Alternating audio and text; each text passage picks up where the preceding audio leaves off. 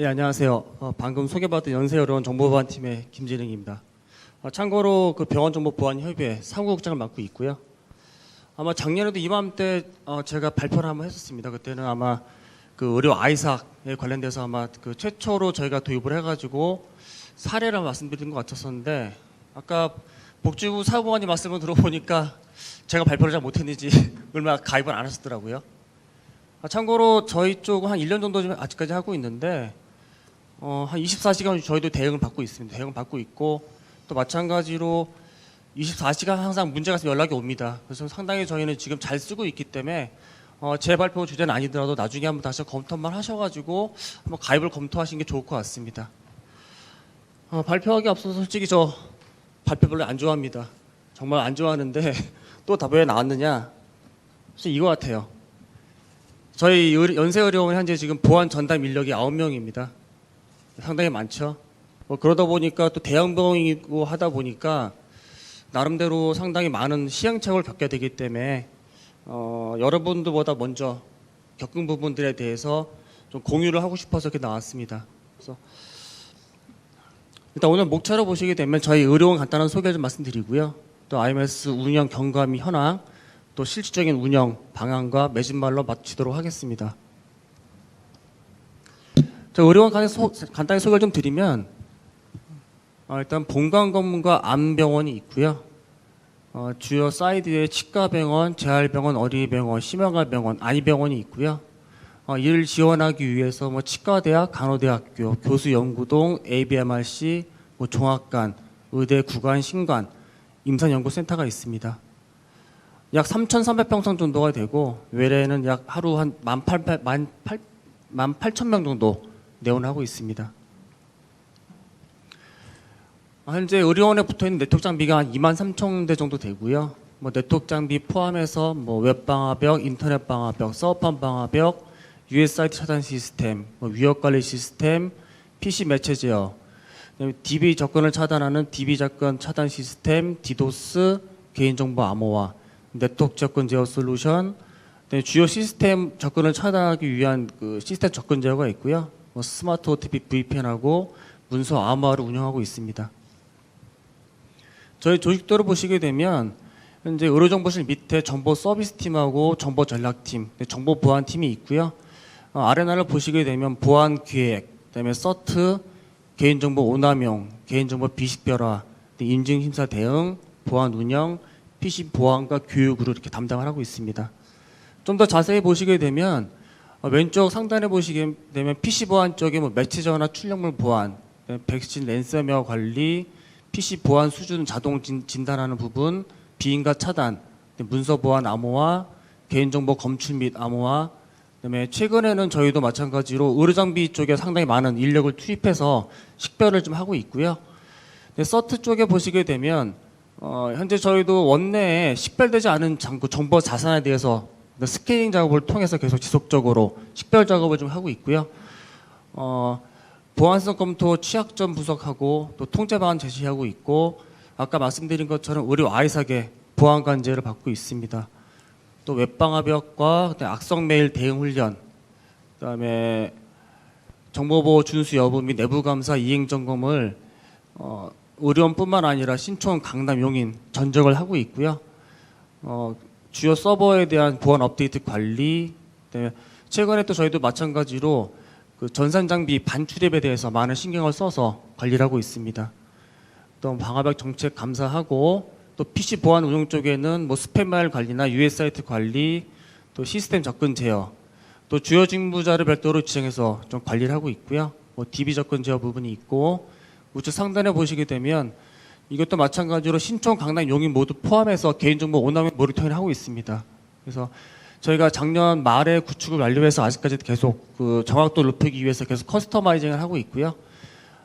매일마다 상시 모니터링을 통해서 소명 요청을 받고 보안 교고증을 발생하고 있습니다.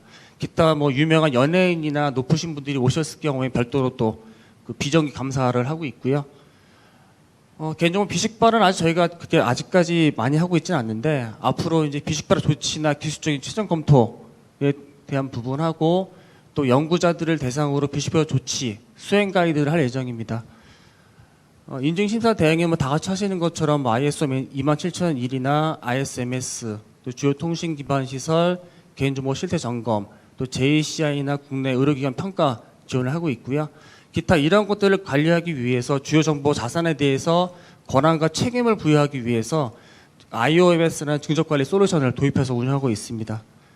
뭐 정보보호 교육은 약간 저희 의료원만의 가장 특성인 게 작년부터 모든 교직원들은 하루를 할당 받아가지고 아침부터 저녁까지 필수 교육을 다 받고 있습니다.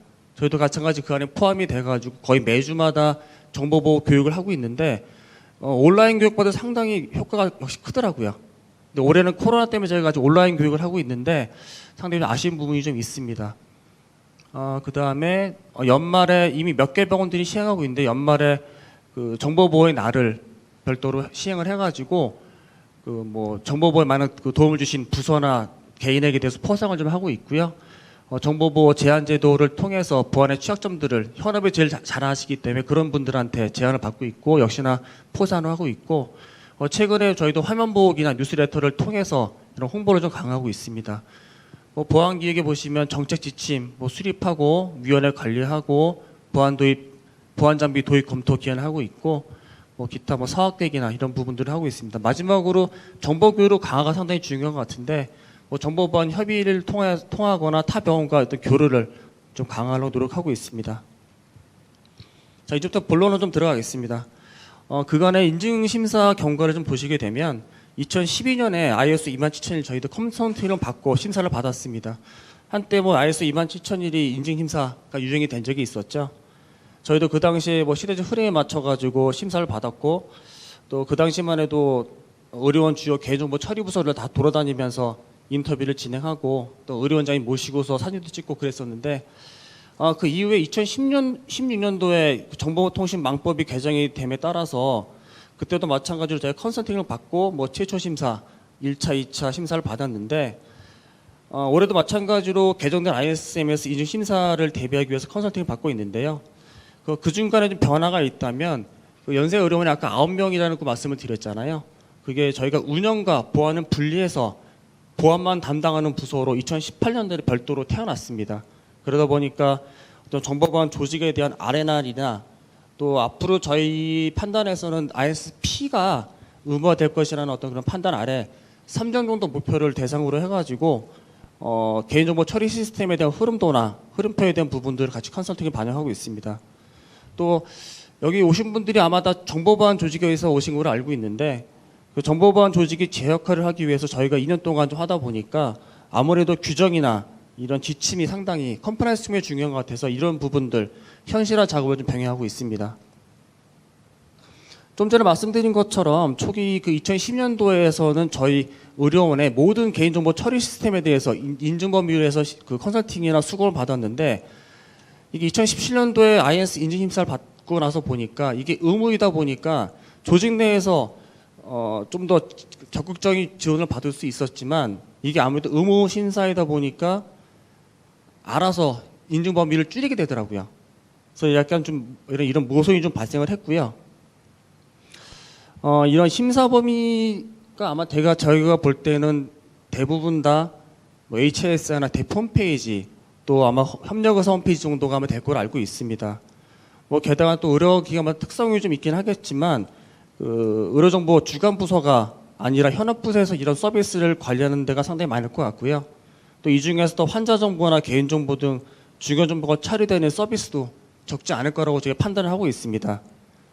또 인증 의무의 제도적인 요구사항 충족에만 자원을 집중하다 보니까 어떤 현업부서에 대한 정보보안팀이 컨트롤 타워가 좀 되기 어려운 부분이 사실이고요. 또 인증 요구사항 충족은 그렇다 치더라도 각 개별적으로 개인정보보호법 그 법령에서 요구하는 사항도 충족하지 못하는 경우가 꽤 있을 거라고 저는 생각하고 있고 여기에 계신 분들도 아마 공감하시라고 믿고 있습니다. 이런 고민을 바탕으로 해서 그 최소 법령에서 요구하는 수준이라도 충족하기 위해서 하루가 멀다 하고 서비스 부서하고 아주 친하게 지내고 계시죠? 솔직히 그렇지가 않습니다. 저희도 이번에 정보 보안과 운영을 분리하다 보니까 상당히 많은 그 컨플릭트가 발생을 하고 있어서 상당히 어려운 점이 있는데요. 아마 이런 부분들은 저희뿐만 아니라 다른 기관도 마찬가지일 거라 저는 생각을 하고 있고요. 결국은 이 특정 한 도메인이나 또 특정 서비스 하나만이라도 체계적으로 관리되지 않으면 우리가 그동안 해왔던 이런 것들에 많은 영향을 줄 거라고 저는 생각하고 있습니다. 저희만의 판단일 수도 있긴 하는데 크게 보면 의료업 내 서비스는 그 인증 심사 대상에 되는 서비스하고 좀 그렇지 않은 서비스라고 좀 구분을 저희는 한다고 판단하고 있습니다. 그래서 그 개인정보법에서 언급된 개인정보 정의에도 언급돼 있듯이 그 해당 정보만으로는 특정 개인을 알아볼 수 없더라도 다른 정보와 쉽게 결합해 알아볼 수 있는 것을 개인정보로 정의한다면 환자 등록번호에 연계되어 있는 서비스도 최우선적으로 식별을 및 관리를 해야 된다고 저는 생각하고 있고요. 이는 즉 인증 대상 서비스가 아니라도 개인정보법에서 요구사항은 상당히 충족해야 된다는 걸로 볼 수 있다고 생각하고 있습니다. 자, 그러면 어디까지가 그 관리 대상 범위라고 생각을 해야 될까요? 이왕이면 많으면 좋겠지만 범위를 모든 자산으로 산정하다면 좋겠지만 그 제한된 정보 범위 개인정보 인력을 고려한다면 적어도 환자 등록번호만큼은 우리 우선으로 좀 고려한다는 생각을 하고 있고요. 아마 이런 것들을 통해서 어떤 정보보호 관리 체계로 가는 교두보로 저는 생각하고 있습니다. 그간 발생한 그 개인정보 그 사고로 보시게 되면 그 IS 인증 대상 범위의 시스템도 있을 수 있겠지만 상대적으로 관리가 되지 않은 시스템을 통해서 주요 시스템에 접근하는 사례도 상당히 많이 있다고 저는 들었습니다. 특히나 그 여기도 주요 통신 기반 시설이 상당히 많은 걸로 알고 있는데 그 비기반 시설을 통해서 주요 시스템으로 접근하는 사례도 상당히 많이 필요하기 때문에 관리가 좀 필요하고요. 네, 마찬가지로 그러기 위해서는 인증 심사 외에 서비스에 대한 관리도 필요합니다. 자, 여기서도 좀 핵심인데요. 자, 우리가 그 많이 놓치고 있는 부분에 대해서 말씀을 좀 드릴 것 같고요. 그 현재 의료기관에서 많은 편의성을 위해서 스마트 기기를 이용해서 활용하고 있거나 아니면 앞으로 도입을 추진하고 계신 분들이 많이 있을 텐데 대부분은 다 이런 스마트 기기를 통해서 바코드를 통해서 아마 조회를 하고 운영하고 있을 텐데 이 역시도 개인정보를 처리하는 단말이기 때문에 정보 자산으로 식별을 해야 되고 또 관리가 좀 필요합니다. 또 바코드를 조회하고 기록하고 또 이 바코드 조회 권한이 그 개인정보법에서 요구하는 수준으로 관리되고 있는지 확인이 좀 필요할 것 같습니다. 그리고 아마 키오스크나 CD 영상 등록기를 운영하고 계실 텐데 아마 대부분 PC로 운영이 되고 있을 겁니다. 이런 PC는 아마 대부분 관리 대상 외이기 때문에 제조사 보안 패치가 아마 그 윈도우 7으로 설치가 되어 있는지 관리를 좀 해야 될 필요가 있고요. 마찬가지로 키오스크 카페 그 외주 직원들 분이 아마 안내를 하시고 계실 거예요. 이런 분들에 대해서도 마찬가지로 정보보호 사역사가 진구되고 있는지 좀 확인이 필요할 것 같습니다. 이와 같이 좀만 더 신경을 써보면 그 의료기관 내에 상당히 많은 부분에서 다수의 시스템이 있을 테고 또 그 담당자들이 있을 겁니다. 그래서 이런 부분에 대해서 정보 자산이나 이해 관계자들 식별이 좀 필요한 게 사실입니다. 예전에 의료기관이 대부분 다 키코드를 아마 주민번호로 아마 했을 텐데 지금은 대부분 환자 등록번호를 이용해서 아마 대부분 다 연결이 돼 있을 겁니다. 근데 그 환자 그 등록번호는 대부분 또 각 기관에서 정한 어떤 규칙에 따라서 아마 정해되어 있을 텐데 만약에 의료기관에서 환자 이 등록번호가 유출되면 어떤 일이 벌어질까요? 또 이런 그 규칙에 따라서 이 추정해가지고 대용량의 그 환자 등록번호가 유출되면 어떤 일이 벌어날 수 있을까요? 왜 여쭤보냐면 아마 대부분의 그 계신 분들께서 뭐 환자 등록번호가 개인정보라고 생각하고 하겠지만 뭐 민감 정보도 아닌데 뭐 이렇게 중요할까 생각하실 수 있을 텐데요. 대부분의 의료기관 내에 이런 키오스크나 CD 영상 등록기 다 갖고 계시죠? 혹시 거기서 뽑아보신 적 있으신가요? 혹시 하실 때 유추해 보시면 인증 절차가 있었나요? 대부분 환자 등록번호 치시면 다 나오죠. 네, 거기에 뭐가 있나요? 또 아시다시피 의료기관 내 키오스크나 이런 것도 제공하는 업체가 몇 개나 되죠? 한 3개 정도밖에 안 될 겁니다. 그렇기 때문에 여기다 환자 등록번호나 입력을 하게 되면 최소한 이름과 생년월일이 나옵니다. 또 거기다가 보험 청구 관련 쪽에 들어가시게 되면 연락처도 나오게 됩니다. 아마 나중에 가셔서 보시면 아마 확인하실 수 있을 것 같고요. 또 이렇게 그 취직된 환자 번호나 생년월일을 통해서 홈페이지나 PHR에 들어가서 보시게 되면 또 아주 쉽게 환자의 진료 정보나 이런 것들을 또 보실 수가 있을 거예요. 의외로 간단하게.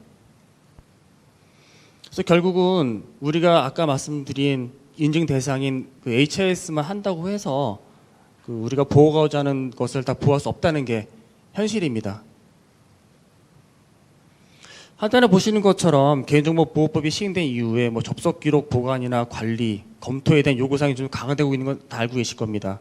특히나 19년 6월에 그 개인정보 다운로드 사유 입력을 구현할 법이 바뀌면서 아마 다 구현하셨을 텐데, 이번에 제가 말씀드리고 싶은 거는 그 의료정보 시스템만 개인정보보호법 적용 대상으로 보면 안 된다는 겁니다. 예를 들어서 진료의학센터에서 관리하고 있는 녹취 시스템 알고 계시죠? 이 경우에 녹취 데이터에 대해서 생각해 보신 적이 있으신가요? 그 녹취 데이터 같은 경우에 상담 과정 중에서 상당히 많은 민감한 정보들이 담겨 있는데요. 이러한 데이터들이 다운로드 시에 그 기록이 되고 있는지, 또는 전용 플레이를 통해서 실행되고 있는지, 또 녹취 데이터 암호 키가 유일성을 띠고 있는지 확인이 좀 필요합니다. 여기에서 유일성이라고 암호 키가 유일하다는 게 뭐냐면, 마찬가지로 이 CTI 서비스나 이 콜센터를 하시는 데가 뻔하죠. 뭐 KT나 LG 플러스 이런 데서 하고 있는데, 대부분 기관마다 자체 그 업체만의 교육 키를 쓰고 있지 의료기관만의 키를 쓰고 있지 않는 경우가 많습니다. 그 얘기인즉슨 저희 병원에서 독취된 데이터가 암호화 키가 다른 병원과 동일하기 때문에 그 녹취된 데이터를 다른 데서 읽을 수 있다는 거죠. 그렇기 때문에 이런 부분도 마찬가지로 의료기관만의 암호화 키를 할 수 있도록 보호 대책을 좀 세우셔야 됩니다. 또 마찬가지로 CDW 활용하는 병원도 상당히 많으시죠. 이 부분도 마찬가지로 데이터 추출 시에 이를 좀 기록하고 있는지 또 확인해 보셔야 될 겁니다. 다음은 개인정보 위탁에 관련된 부분인데요.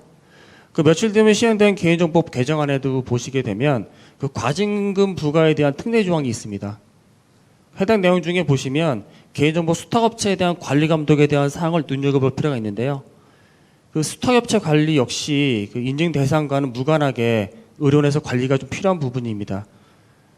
그래서 예를 들어서 서비스 주관 부서에서 어떤 사업 발주할 때 보시게 되면 정보보안 부서나 계약 부서를 통하지 않고서 그 개인정보 처리 공유 여부를 공유하지 않는 경우가 상당히 많아서 상당히 이런 부분들이 누락되는 경우가 상당히 많더라고요. 저도 이번에 컨설팅 시에 보게 되니까 홈페이지에 대부분 이제 위스탁에 관련된 부분들이 다 올라가 있잖아요. 그거에 몇 배가 많은 수가 놓치고 있다는 걸 저도 알게 됐고요. 그래서 이런 경우에 그 처리 방침 공개나 주기적 관리 감독을 통해서 이런 개인 수탁업체 식별 및 관리가 좀 필요할 것 같습니다. 또 이 식별된 그 수탁업체에 대해서 그 중요도에 따라서 그 서면이나 실사 등을 통해서 점검 방법을 좀 관리하실 필요가 있을 것 같습니다. 다음은 네트워크 구성에 대한 부분인데요. 아마 대부분 의료장비나 키오스크가 의료기관 내 PC와 같은 네트워크에 구성이 되어 있을 겁니다. 잘 아시겠지만 의료장비 보안 패치 되는 곳이 있나요? 대부분 없죠. 뭐 윈도우 7에서 윈도우 10을 올렸다고 끝나는 게 아니라 지속적으로 보안 패치가 좀 필요한데, 이러한 문제 때문에 가급적이면 사용자 단말 대역과 네트워크 분리를 좀 고려하실 필요가 있습니다. 또 뭐 키오스크나 CTI 장비 역시 사용자 PC 대역과 분리하는 것을 좀 권고드리고 있고요. 또 키오스크 마찬가지로 의료원에서 관리를 안 하잖아요, 그렇죠? 그렇기 때문에 키오스크 PC는 인터넷 접근을 좀 최소한 차단하거나, 또 외주업체가 대부분 다 원격으로 접속하는 부분도 상당히 많이 있습니다. 이런 부분도 확인이 좀 필요할 것 같습니다. 다음 홈페이지 쪽인데요. 대부분 인증심사 시에 그 홈페이지는 한국어만 있는 게 아니죠, 그렇죠? 병원의 특성에 따라서 영문이나 중국어, 기타 외국어 서비스를 하고 있는데, 인증심사 시에는 대부분 다 한국어 위주로 결함을 도출하고 있습니다. 하지만 그 의료기관 특성상 그 다국어 홈페이지에는 한국어 홈페이지와 달리 여권 번호나 외국인 등록번호 같이 중요한 개인정보를 수집하는 것 상당히 많이 있습니다. 이에 대해서는 홍보팀이나 관련된 부서를 통해서 불필요한 개인정보가 수집되지 않도록 개선하고 이미 수집된 정보에 대해서는 즉시 파기가 좀 필요할 것 같습니다. 또 간혹은 여권 정보 같이 여권 스캐닝한 것도 올라가 있는 경우가 좀 있어요.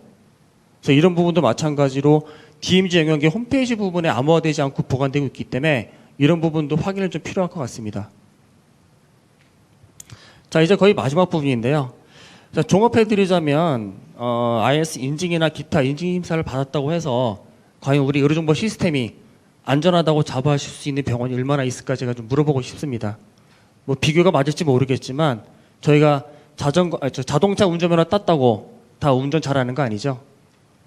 아마 최소한의 기본 요건을 갖췄다 할 수 있는 거기 때문에 마찬가지로 IS 인증 획득 자체가 안전성을 보장하는 건 아니고 최소한의 요건을 갖췄다고 이해를 해주셨으면 좋을 것 같습니다. 그래서 실질적으로 그 정보보호 및 개인정보 관리 체계를 운영하려면 아마 이 부분을 아마 인정하셔야 될 것 같습니다. 좀 역설적이긴 하지만 의료기관의 그 정보보호 및 개인정보 수준은 ISMS 인증을 받지 않는 시스템의 기준이다라는 부분을요. 이 도식은 그 의료기관이 개인정보를 위해서 나아가야 할 방향성을 제가 한번 그려봤는데요. 일단은 그 인증 대상 서비스 운영은 물론이고 우선적으로 연구 관련 서비스나 또 환자 고객 정보 처리 시스템에 대한 기술적, 관리적 보호 조치를 좀 확인하셔야 될 것 같고요. 더 나아가서는 이해관계자인 개인정보 수탁업체 자체 구조 시스템을 포함해서 관리를 하고 또 궁극적으로는 시스템 단위가 아니라 시스템 내에 세부 업무 단위로 좀 관리가 좀 필요할 것 같습니다. 또 의료정보 시스템에는 환자 정보만 있는 게 아니라 뭐 자원봉사자 정보, 또 고객의 소리 정보, 또 만 14세 미만 아동의 법적 대리인의 정보도 등이 있습니다. 이런 각각의 업무를 좀 분석해서 뭐 수집, 보유, 이용, 제공, 위탁, 파기 등의 그 개인정보 흐름을 파악하고서 그 처리 단계별 보호 대책을 좀 수립하는 게 필요하다고 생각하고 있습니다. 네, 좀 두서없이 말씀을 드린 것 같은데요. 그 뭐 대부분 의료기관 인증 심사를 통해서 많은 고생을 하고 계시지만 실제 그 IS 인증 범위와 개인정보 처리 시스템에 대한 안정한 관리 방안을 수립하고 적용을 위해서 다시 한번 고민해보자는 뜻에서 좀 말씀을 좀 드린 거고요. 이 인증 심사가 단순하게 그냥 인증 심사만을 위한 심사가 아니라 이를 토대로 좀 더 보완을 좀 강화할 필요가 있다고 생각하고 있고요. 아마 이게 저희가 처음으로 정보보호 관련돼서 처음 쌈이라 알고 있습니다. 뭐 다음 발표회 정보보안 협의 회장님께서 좀 더 자세히 말씀해 주시겠지만 그 각 의료기관이 좀 보안 관계자들이 좀 더 그 교류가 좀 더 활성화돼서 각각의 의료기관만의 정보보호나 보안이 아니라 우리 모두의 정보보안이 되었으면 좋겠다는 말로써 제 발표를 마치겠습니다. 감사합니다. 네, 제가 한 가지 질문 좀 드려도 될까요? 뭐 어떤 기업이든 뭐 IT 부서랑 보안 부서랑 상충되는 부분들이 굉장히 많은데 거기에서 갈등도 많이 생기고 또 협업도 잘 안 이루어지고 파트장님께서는 그런 부분에 대해서 어떻게 좀 해결하시는지 노하우 간단하게 좀 소개를 좀 해주시면 좋을 것 같습니다. 네, 아직 과도기적인 부분이라서 어떻게 보면 보안이 앞서 나가면서 이제 운영 측면에서 이런 문제가 있다라고 저희가 어떤 보안 가이드를 내려주면 운영부서에서 검토한 이후에 이런 문제가 있습니다라고 원래는 이제 주는 게 맞습니다, 실은. 근데 이게 서로 간에 좀 협력 관계가 아니라 약간의 좀 갈등 관계로 이어지게 되면 상당히 어려운 점을 좀 느끼고 있고요. 현재로서는 리더십에서 어떤 이런 부분들에 대해 회의 시간에 이런 부분들을 다시 공유해서 의사결정을 받을 수밖에 없는 게 보안팀의 입장이고요. 왜 이 말씀을 드리냐면 어느 의료기관도 마찬가지로 정보보안이 우선일 수는 없습니다. 그러다 보니까 어떤 만약 정보보안팀이 요구한 사항들이 비록 불합리할지라도 그런 부분들에 대해서 결론적으로는 리더십에서 책임을 질 수 있게끔 하는 게 맞을 것 같습니다. 네. 네, 알겠습니다. 말씀 감사합니다.